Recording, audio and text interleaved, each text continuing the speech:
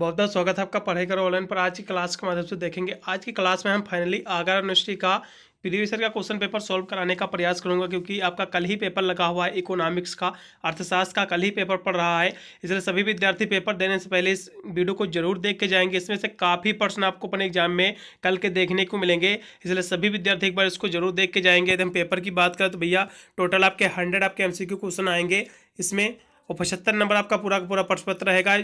यदि हम इसकी बात करें तो भैया ये जो पेपर सॉल्व करा रहा हूँ पिछले साल का पेपर है, आगरा यूनिवर्सिटी का ही पेपर है।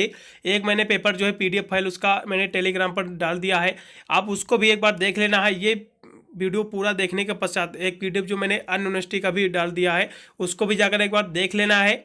और इसमें से इन दोनों PDF से बाहर आपका ज़्यादा क्वेश्चन बनेगा नहीं, बहुत सारे इसमें से प्रश्न आपको कल के एग्जाम में देखने को मिलेंगे, इसलिए सभी विद्यार्थी पेपर देने से पहले एक बार जरूर देख के जाएंगे। यदि हम प्रश्नों की बात करें तो बहुत ही तीव्र गति से इसको हम सॉल्व कराएंगे, क्योंकि आपके 100 आपके MCQ क्वेश्चन है और कल ही एग्जाम पड़ रहा है, इसलिए सभी विद्यार्थी जल्द से जल्द देख ले सारा वीडियो।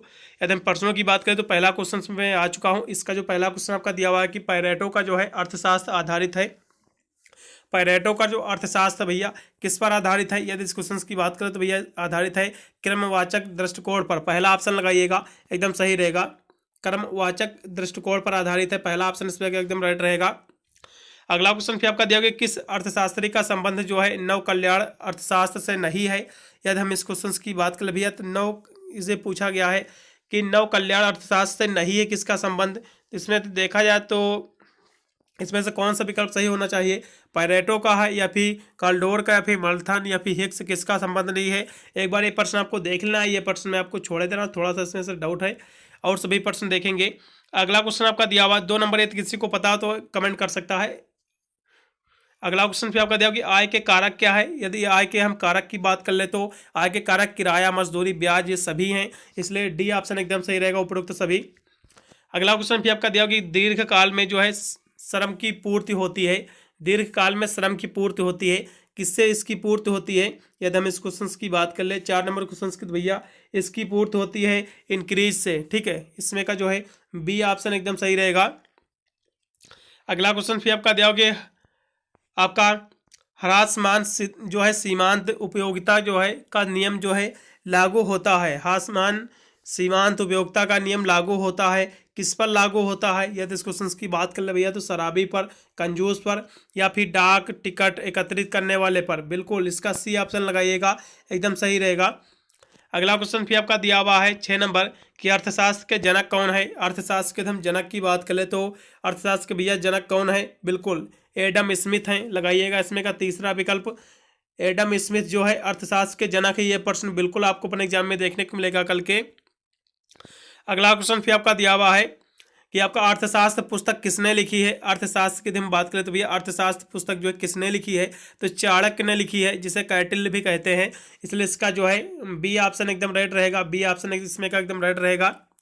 देखिए ये जो पेपर मैं सॉल्व करा रहा हूँ, मैं पुनः बता दे रहा हूँ, आगरा यूनिवर्सिटी का पेपर है, इसका एग्जाम लगा हुआ है, कल ही एग्जाम पड़ रहा है। 6 आपका मार्च को एग्जाम लगा हुआ है, 3 बजे से लेकर 5 बजे तक इसका एग्जाम लगा हुआ है आगरा यूनिवर्सिटी में। 3 बजे से लेकर 5 बजे तक 2 घंटे का एग्जाम रहेगा, इसलिए सभी विद्यार्थी एक बार देख के जाएंगे पेपर। वीडियो को दोस्तों पर भी शेयर कर देना, इससे वो भी देख ले एक बार पिछले साल के पेपर कैसा पेपर आया हुआ था। यदि हम अगले क्वेश्चन की बात करें तो प्रतिष्ठित अर्थशास्त्री कौन है? पूछा गया है प्रतिष्ठित अर्थशास्त्री हैं, तो भैया प्रतिष्ठित अर्थशास्त्री की हम बात करें तो भैया एडम स्मिथ भी है, रिकार्डो है और जेएस मिल भी है, मार्शल है, वाकर और पीगू, ये सभी हैं। इसलिए मेरे हिसाब से देखा जाए तो इसमें हो सकता है जेएस मिल आप लगा सकते हैं, वैसे तो मार्शल भी जो है एक देखा जाए तो प्रतिष्ठित ही अर्थशास्त्री हैं, इसमें का आप डी ऑप्शन लगाइएगा फिलहाल के लिए। अगला क्वेश्चन फिर आपका 9 नंबर दिया हुआ कि निम्नलिखित में से जो है किसे एक प्रमुख आर्थिक जो है प्रणाली नहीं माना जा सकता है? यदि हम इस क्वेश्चन की बात करें किसे जो है एक आर्थिक प्रणाली नहीं माना जा सकता है, तो भैया पूंजीवाद, मिश्रित अर्थव्यवस्था और समाजवाद, ये भैया सभी को माना जा सकता है। लेकिन जो आपका डी ऑप्शन दिया हुआ है भौतिक गुणवत्ता निर्देशांक, इसको भैया नहीं माना जा सकता, इसलिए डी ऑप्शन इसमें का एकदम सही रहेगा। अगला क्वेश्चन पे आपका 10 नंबर दिया हुआ कि सूक्ष्म अर्थशास्त्र जो है किस आर्थिक आस्था के अध्ययन से संबंधित है? यदि इस क्वेश्चन की बात करें तो भैया तो सामाजिक से होना चाहिए, सोशल से होना चाहिए, इसका बी ऑप्शन लगाइएगा, एकदम सही रहेगा।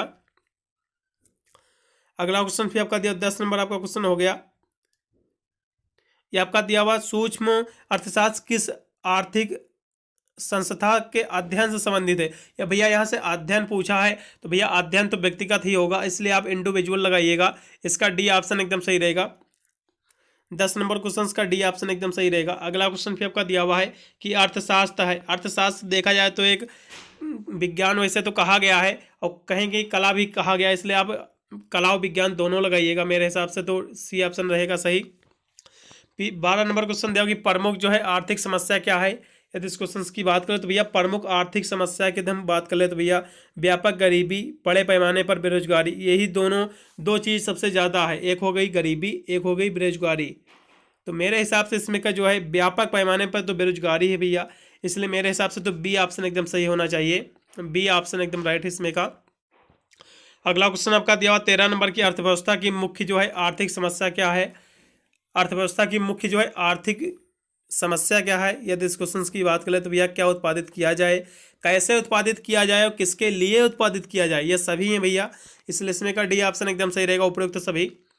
अगला क्वेश्चन 14 नंबर दिया गया अर्थशास्त्र की विशाखोन्मुख परिभाषा किसने दी थी।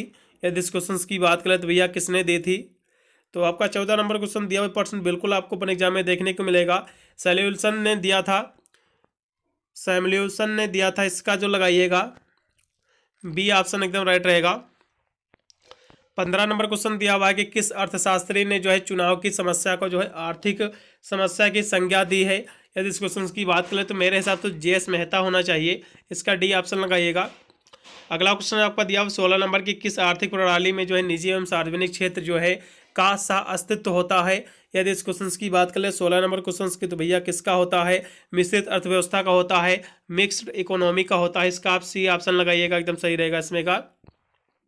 अगला क्वेश्चन आपका 17 नंबर दिया हुआ कि औसत अवसर लागत है। अवसर लागत क्या है। यदि क्वेश्चन की बात करें तो भैया बेस्ट अल्टरनेटिव है, सर्वश्रेष्ठ विकल्प है, आप लगाइएगा इसमें का बी ऑप्शन एकदम राइट रहेगा। अगला क्वेश्चन फिर आपका दिया हुआ 18 नंबर की किस वस्तु के संदर्भ में ऋणात्मक आय प्रभाव जो है प्रतिस्थापन प्रभाव से जो है अधिक होता है। यदि इस क्वेश्चन की हम बात करें 18 नंबर क्वेश्चन की तो इसमें का कौन सा विकल्प राइट होना चाहिए, तो गिफिन गुड्स होना चाहिए, गिफिन वस्तुएं होनी चाहिए। आप पहला ऑप्शन एकदम सही लगाइएगा, यही पहला ऑप्शन एकदम सही रहेगा इसमें का। अगला क्वेश्चन भी आपका 19 नंबर दिया हुआ है कि मांग व कीमत में जो है संबंध होता है। मांग व कीमत में संबंध होता है, कैसा संबंध होता है। यदि इस क्वेश्चन की बात कर ले 19 नंबर क्वेश्चन की तो देखा जाए तो मांग व कीमत में विपरीत वैसे तो संबंध होता है, अपोजिट जो है संबंध होता है, ठीक है, इसलिए बी ऑप्शन एकदम सही रहेगा इसमें का। वैसे धनात्मक हो सकता है, वैसे धनात्मक कहीं दिया नहीं हुआ है, आप पोस्ट लगाइएगा, अपोजिट ही लगाइएगा, बी ऑप्शन एकदम सही रहेगा। अगला क्वेश्चन फिर आपका दिया हो 17 नंबर कि किस वस्तु की जो है कीमत बढ़ाने पर जो है पूर्ति, किस वस्तु की कीमत बढ़ाने पर पूर्ति जो होती है, किसी वस्तु की यदि आप कीमत बढ़ाते हो तो उसकी पूर्ति क्या हो जाएगी। यदि इस क्वेश्चन की हम बात करें तो भैया पूर्ति क्या रहेगी, बढ़ेगी, ठीक है, बढ़ती है। किसी वस्तु की कीमत बढ़ने पर पूर्ति भी बढ़ेगी, ठीक है, चलिएगा लगाइएगा, इसका बढ़ती आप लगाइएगा इसमें का बी ऑप्शन, क्योंकि किसी कीमत की यदि किसी वस्तु की यदि कीमत बढ़ेगी तो उसकी पूर्ति भी देखा जाए तो बढ़ेगी ना, जाहिर सी मेरे हिसाब से तो बी ही होना चाहिए। चलेगा अगले प्रश्न बढ़ेंगे। अगला क्वेश्चन आपका देखोगे गिफिन वस्तुएं की मांग वक्र की जो है आकृति होती है। गिफिन वस्तुएं की जो है मांग वक्र की आकृति होती है, कैसी होती है, तो मेरे हिसाब से देखा जाए तो इसमें का होनी चाहिए इंक्रीजिंग अपवर्ड होनी चाहिए। गिफिन के 21 नंबर क्वेश्चन दिया हुआ है, ऊपर की ओर उठती हुई, इसका लगाइएगा सी ऑप्शन। अगला क्वेश्चन फिर दिया हुआ उत्पादन संभावना वक्र का ढाल होता है, कैसा इसका ढाल होता है। यदि इस क्वेश्चन की बात करें तो भैया सीधी रेखा होना चाहिए, मेरे हिसाब से तो स्ट्रेट लाइन होनी चाहिए, इसका लगाइएगा सी ऑप्शन। अगला क्वेश्चन फिर आपका 23 नंबर दिया गया तटस्थता वक्र जो है विश्लेषण आधारित है, किस पर आधारित है।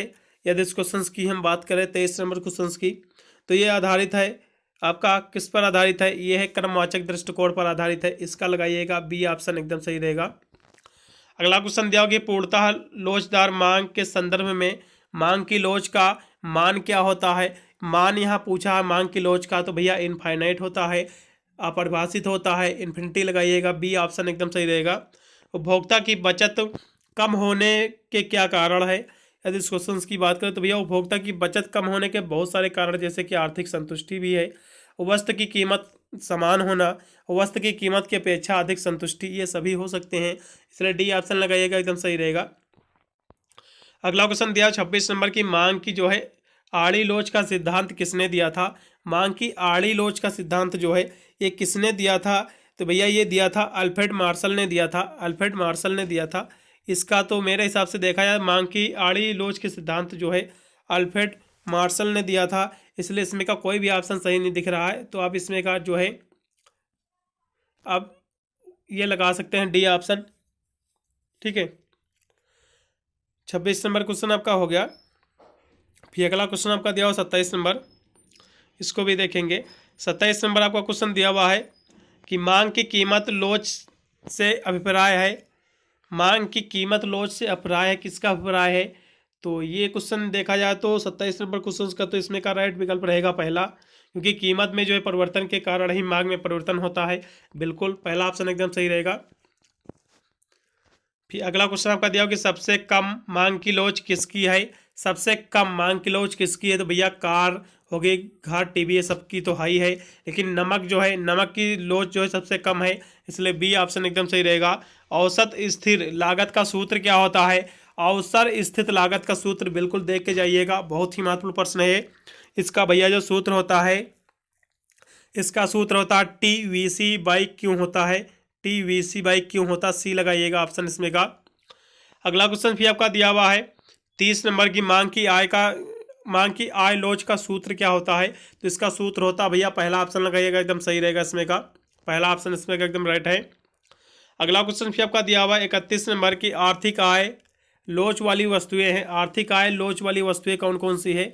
यदि हम इस क्वेश्चन की बात कर ले तो भैया वैसे तो देखा जाए तो इसमें का लग्जरी होना चाहिए। ठीक है, सबसे ज़्यादा आय लोच वाली अधिक देखा है तो लग्जरी ही इसमें का रहेगा, इसलिए आप लगाइएगा सी ऑप्शन एकदम इसमें का सही रहेगा। उत्पादन बढ़ने पर लागत बढ़ती है, किसकी बढ़ती है? उत्पादन बढ़ने पर लागत बढ़ती है, तो इसमें का जो राइट विकल्प रहेगा 32 नंबर क्वेश्चन का, तो भैया परिवर्तनशील होना चाहिए मेरे हिसाब से तो। ठीक है, उत्पादन बढ़ने पर लागत बढ़ती है, किसकी बढ़ती है? सीमांत लागत या फिर औसत लागत बढ़ती है, या फिर स्थिर लागत या परिवर्तनशील लागत? तो वैसे तो देखा जाए 32 नंबर क्वेश्चन का तो परिवर्तनशील ही होनी चाहिए, इसलिए पहला ऑप्शन नहीं लगाइएगा। अगला क्वेश्चन दिया कि उत्पादन की जो है अतिरिक्त इकाई से प्राप्त लागत है, कौन सी प्राप्त लागत है? तो इसमें का देखा जाए तो सीमांत लागत है, लगाइएगा बी ऑप्शन एकदम सही रहेगा, सीमांत लागत। अगला क्वेश्चन दिया कि अंतर्निहित लागत है, अंतर्निहित लागत कौन है? तो इसमें का देखा जाए तो अंतर्निहित लागत पूछा है 34 नंबर क्वेश्चन का, तो इसका भैया स्वरोजगार स्रोत के लिए भुगतान, यही होना चाहिए, आप लगाइएगा डी ऑप्शन एकदम सही रहेगा। मिश्रित अर्थव्यवस्था की विशेषता है, मिश्रित अर्थव्यवस्था की एकदम विशेषता की बात कर ले तो इसमें का कौन सी विशेषता है? तो इसमें का 35 नंबर क्वेश्चन का जो राइट विकल्प होना चाहिए मेरे हिसाब से तो इसमें का कीमत संचय होना चाहिए, इसमें का जो रहेगा एक्यूमुलेशन ऑफ वेल्थ रहेगा, सी ऑप्शन एकदम सही। 38 नंबर क्वेश्चन दिया हुआ कि व्युत्पन्न जो है, व्युत्पन्न मांग जो है किससे संबंधित है या किससे संबंधित होती है? तो व्युत्पन्न मांग यहाँ से पूछ रहा है, तो वैसे देखा जाए तो इसमें का हाँ उत्पाद से ही होना चाहिए, वैसे तो प्रोडक्ट से ही होना चाहिए, आप बी ही ऑप्शन लगाइएगा, एकदम सही रहेगा।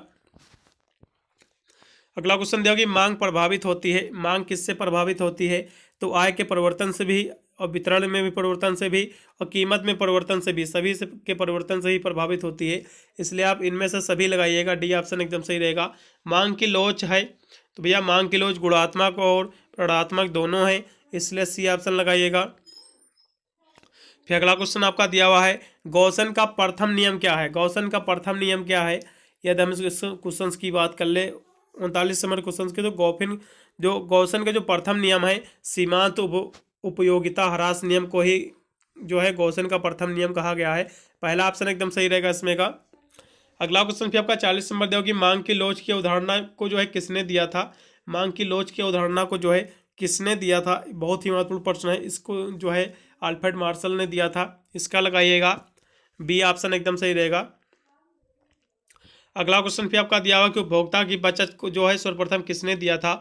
उपभोक्ता की बचत जो है सर्वप्रथम किसने दिया था?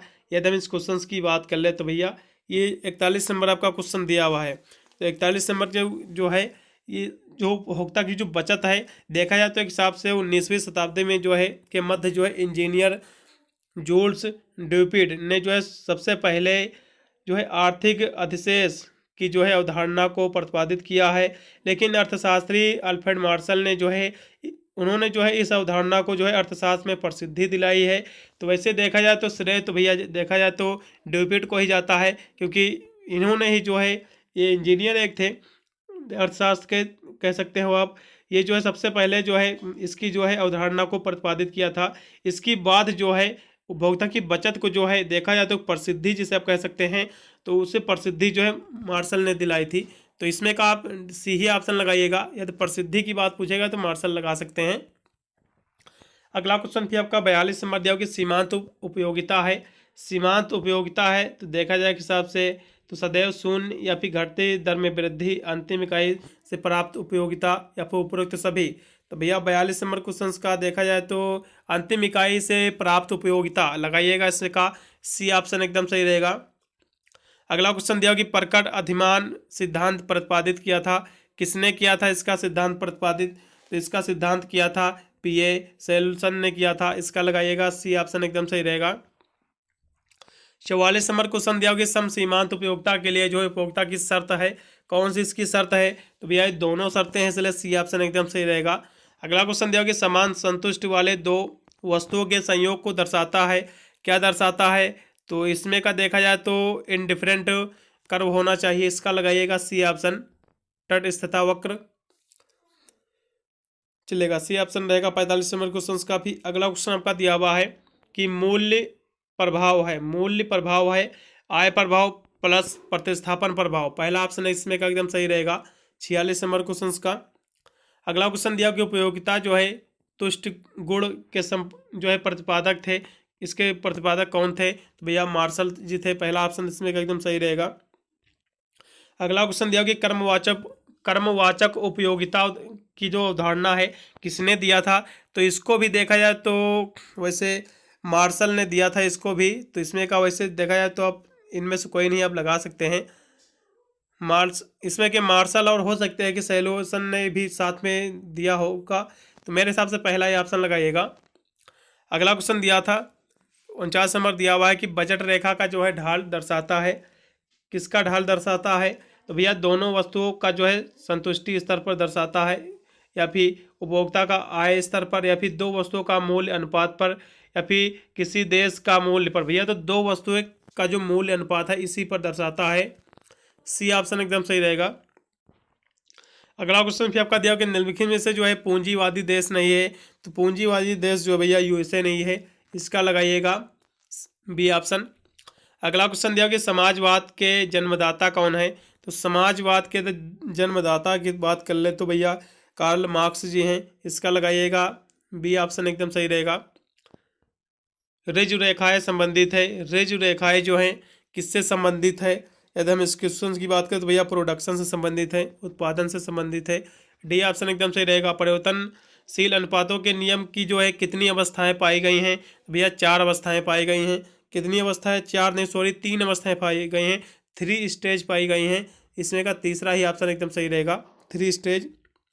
अगला क्वेश्चन दिया कि श्रम का प्रतिमान है, श्रम का प्रतिमान भैया मजदूरी है, बी ऑप्शन एकदम सही रहेगा। लगान संबंधित है, लगान की बात करें तो भैया ये भूमि के लिए ही संबंधित है, क्योंकि भूमि पर ही लगान पड़ती थी पहले, इसका सी ऑप्शन एकदम सही रहेगा। अगला क्वेश्चन दिया कि पूर्ण प्रतियोगिता में एक वस्तु का जो है मांग वक्र जो है क्या होता है? तो देखा जाए एक हिसाब से तो पूर्णतः लोचदार होता है, इसका लगाइएगा सी ऑप्शन एकदम सही रहेगा इसमें का। 56 नंबर क्वेश्चन का सी ऑप्शन एकदम राइट रहेगा। अगला क्वेश्चन भी आपका दिया हुआ है 57 नंबर की एकीकृत जो है एकाधिकृत जो है प्रतियोगिता की अवधारणा जो है किसने दी थी? तो यदि हम 57 नंबर क्वेश्चन की बात करें तो भैया इसकी जो अवधारणा दी थी वो दी थी चैम्बरलिन ने दिया था, प्रोफेसर चैम्बरलिन ने दी थी, इसके जो है पहला ऑप्शन एकदम सही रहेगा। अगला क्वेश्चन दिया कि पूर्णतः लोचदार मांग वक्र के मांग का जो मान होता है कितना होता है? इन्फिनिटी होता है मेरे हिसाब से 1, वैसे तो इक्वल से कम भी मान सकते हो, तो इसमें का डी हो सकता है, लेकिन कहीं कहीं दिया हुआ है इन्फिनिटी ही दिया हुआ है, अप्रोच इन्फिनिटी, इसलिए मेरे हिसाब से तो बी ही ऑप्शन इसमें एकदम सही रहेगा। उत्पादन फलन संबंधित है, किससे संबंधित है? तो उत्पादन जो संबंध भैया जो फलन है ये संबंधित है उत्पत्ति के साधन से, पहला ऑप्शन एकदम सही रहेगा। अगला क्वेश्चन फिर आपका दिया हुआ है, आय वितरण के निर्देशांक से मापते हैं, आय वितरण के निर्देशांक से मापते हैं, क्या मापते हैं? तो भैया देखा जाए तो रिलेटिव पॉवर्टी मापते हैं, सापेक्ष गरीबी मापते हैं, इसका लगाइएगा डी ऑप्शन एकदम सही रहेगा 60 नंबर क्वेश्चन का। अगला क्वेश्चन फिर आपका दिया कि दीर्घकालीन उत्पादन फलन का अर्थ क्या होता है? यदि हम इस क्वेश्चन की बात करें तो दीर्घकालीन, तो मेरे हिसाब से देखा जाए तो दीर्घकालीन पूछ रहा है, तो इसमें का पैमाने का प्रतिमान रहेगा, रिटर्न टू स्केल रहेगा, पैमाने के प्रतिमान, इसका सी ऑप्शन एकदम सही रहेगा। अगला क्वेश्चन 62 नंबर दिया हुआ कि पैमाने के प्रतिमान में क्या होता है? तो इसमें का सी ऑप्शन रहेगा सही, क्योंकि सभी साधन एक अनुपात में जो है परिवर्तनीय होते हैं, सी ऑप्शन एकदम सही रहेगा इसमें का। अगला क्वेश्चन दिया हुआ है 63 नंबर आपका, मौद्रिक लागत में जो है शामिल होती हैं, क्या शामिल होता है? तो इसमें हम बात करें तो वैसे देखा जाए हिसाब से तो 63 नंबर क्वेश्चन की बात करें तो जो है जनरल प्रॉफिट आप कह सकते हैं, सामान्य लाभ कह सकते हैं, पहला ऑप्शन ही लगाइएगा। आपातकालीन में क्या होता है भैया? स्थिर और परिवर्तनशील लागत दोनों होती हैं, आप बी ऑप्शन लगा सकते हैं, इसमें का एकदम सही रहेगा 64 नंबर क्वेश्चन का। या फिर देखा जाए तो स्थिर लागत होती है केवल, तो 64 नंबर क्वेश्चन का तो अब देखा जाए तो दोनों हो सकती हैं वैसे, या फिर स्थिर हो सकती है, ऑनली फिक्स्ड कॉस्ट चलेगा, आप वही लगाइएगा, बी ऑप्शन इसमें का सही होना चाहिए। अगला क्वेश्चन आपका दिया हुआ कि दो तटस्थता जो है वक्र एक दूसरे को क्या करती हैं? तो एक दूसरे को क्या करते हैं? तो नेवर, कभी नहीं काटते हैं, काट सकते हैं, इसलिए आप बी ऑप्शन एकदम सही रहेगा इसमें का। तटस्थता वक्र जो होता है इसकी हम बात करें तो क्या होता है? ये जो होता है तो इसमें का देखा जाए तो कन्वेक्स टू ओरिजिन, यानी मूल बिंदु की ओर उत्तरोत्तर होता है, पहला ऑप्शन ही एकदम सही रहेगा इसमें का। अगला क्वेश्चन दिया कि प्रकट अधिमान सिद्धांत के प्रतिपादक कौन है? 67 नंबर क्वेश्चन की बात करें तो भैया इसके जो प्रतिपादक हैं सैमुअल्सन हैं, इसका लगाइएगा डी ऑप्शन, सैमुअल्सन है, इसका जो है डी ऑप्शन एकदम सही रहेगा, यह प्रश्न देखने को मिलेगा। फिर आपका 68 नंबर क्वेश्चन दिया हुआ है, यदि दो वस्तुएं एक दूसरे की पूरक हैं तो उनके बीच जो है तटस्थता वक्र की आकृति होती है, कैसी इनकी आकृति होती है? यदि हम इस क्वेश्चन की बात करें तो भैया होती है नीचे की ओर झुकी हुई होती है, सी ऑप्शन एकदम सही रहेगा। अगला क्वेश्चन फिर आपका दिया हुआ है, चलेगा आपका एक पर्सन, हाँ ठीक है, 68 नंबर जो आपका क्वेश्चन आपका दिया हुआ है, इसमें देखा जाए तो वैसे स्लोप देखा है तो क्षैतिज हो सकती है वैसे, ठीक है, क्योंकि एल साइज आपका दिया हुआ है तो ऊपर की ओर झुकी हुई आप कह सकते हैं, वैसे तो एल शेप की होती है तो क्षैतिज भी हो सकती है, आप क्षैतिज हॉरिजॉन्टल कह सकते हैं, वैसे स्लोपिंग डाउनवर्ड चलेगा, यही लगाइएगा, नीचे की ओर झुकी हुई या फिर गोलाकार या फिर समकोणीय या फिर क्षैतिज, आप क्षैतिज ही लगाइएगा, हॉरिजॉन्टल ही लगाइएगा क्योंकि एल आकार की होती है, पहला ऑप्शन सही रहेगा। अगला क्वेश्चन दिया कि परिवर्तनशील अनुपातों की तीसरी अवस्था क्या है?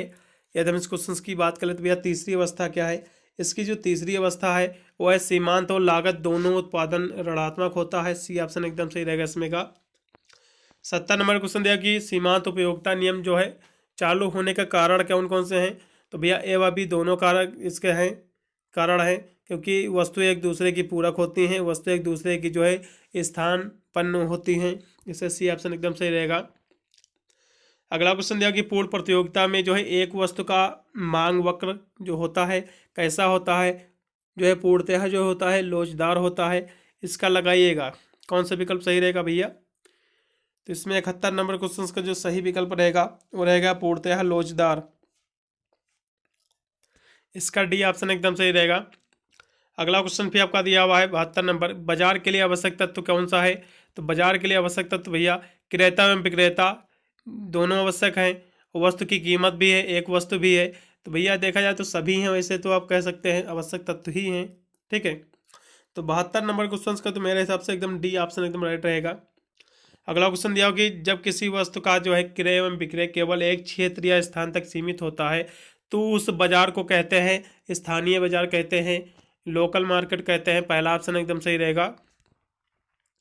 पूर्ण प्रतियोगिता की फर्म की संख्या भैया कितनी होती है या फिर क्या होती है? तो पूर्ण प्रतियोगिता की फर्म की संख्या जो होती है वो होती है इन्फिनिटी होती है, अपरिभाषित होती है। तो अब आप कह भी सकते हैं इनमें से कम होती है या फिर बहुत सीमित होती है या फिर बहुत अधिक होती है। तो वैसे तो इन्फिनिटी होती है। अगला क्वेश्चन फिर आपका दिया हुआ है कि कीमत विभेद का संबंध है। कीमत विभेद का जो संबंध है विभेद का वो किससे है? 75 नंबर क्वेश्चन की बात करें तो भैया पूर्ण प्रतियोगिता एकाधिकार दोनों से होना चाहिए, इसलिए सी ऑप्शन एकदम सही रहेगा। परिवर्तनशील अनुपातों के नियम का संबंध किससे है? तो अल्पकाल और दीर्घकाल दोनों से हो रहेगा इसमें का।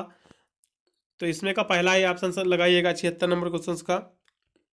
अगला क्वेश्चन दिया कि उत्पादन फलन संबंधित है। उत्पादन फलन जो है संबंधित है किससे भैया? इनपुट एंड आउटपुट दोनों से संबंधित है, इसलिए आप बी ऑप्शन लगाइएगा। बी ऑप्शन एकदम सही रहेगा इसमें का। अगला क्वेश्चन भी आपका दिया हुआ है 78 नंबर के निम्नलिखित में से कौन सा विकल्प जो है प्रतिफल का नियम नहीं है? प्रतिफल का कौन सा इसमें का जो है नियम नहीं है पूछा है। तो सीमांत उपयोगिता ह्रास नामी ये जो है ह्रास का नियम नहीं है, पहला ऑप्शन एकदम सही रहेगा इसमें का। अगला क्वेश्चन आपका दिया हुआ है कि पूर्ण प्रतियोगिता में जो है दीर्घकाल में जो है केवल ये स्थिति संभव है। कौन सी स्थिति जो है संभव है?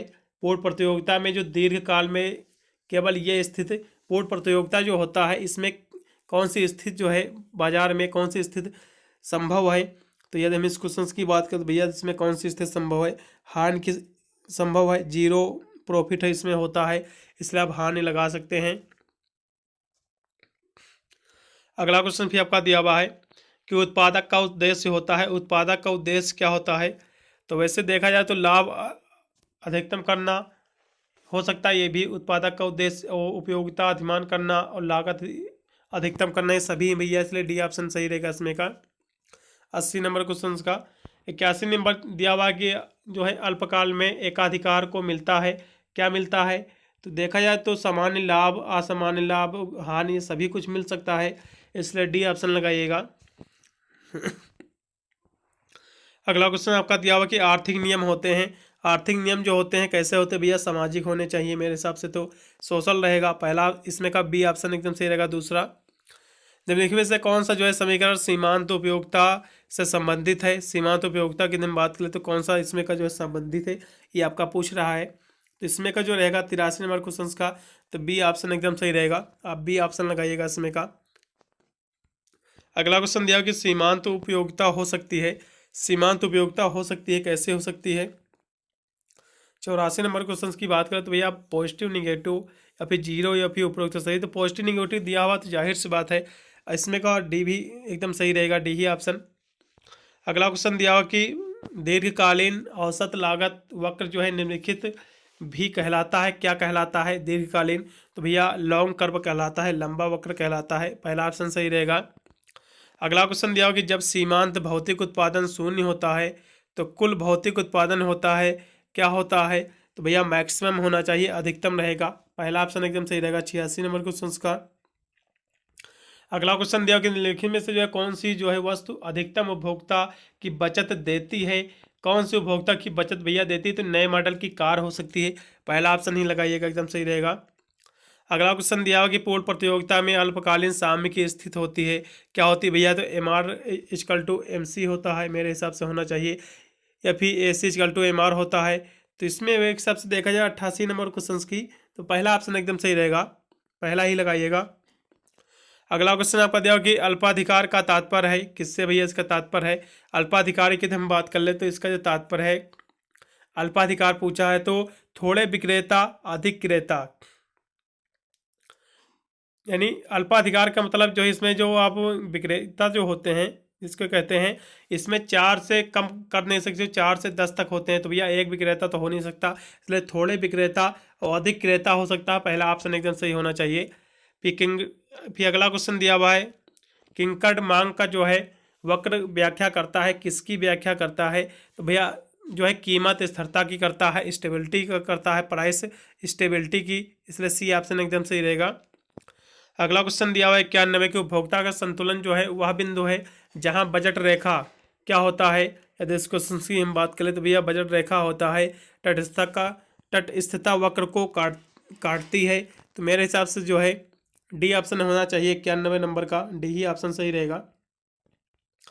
एकाधिकार में मांग का वक्र का ढाल होता है, कैसा इसका ढाल होता है, तो इसका देखा जाए तो डाउनवर्ड स्लोपिंग होना चाहिए, नीचे की ओर गिरता हुआ। डी ऑप्शन एकदम सही रहेगा इसमें का भी, 92 नंबर का डाउनवर्ड यही रहेगा सही। अगला क्वेश्चन दिया हो कि असंभव प्रमेय का संबंध है। असंभव का प्रमेय की खोज किसने की थी, ये आप कह सकते हैं, तो भैया एरो ने की थी। इसका जो है सी ऑप्शन एकदम सही रहेगा।